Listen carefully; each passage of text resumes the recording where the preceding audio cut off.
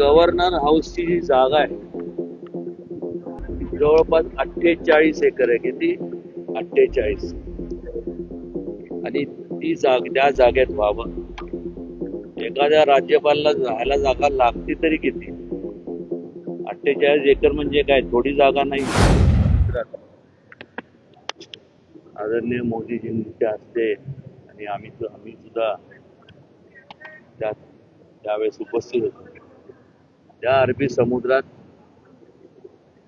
ते स्मारक व्हावं, त्याचं भूमिपूजन झालं. कदाचित काय एन्व्हायरमेंटचे हे असेल किंवा इकॉलॉजी असेल त्याच्यामुळे तिथं जरी करता येत नसेल तर गव्हर्नर हाऊसची जी जागा आहे ती जवळपास 48 एकर आहे. किती?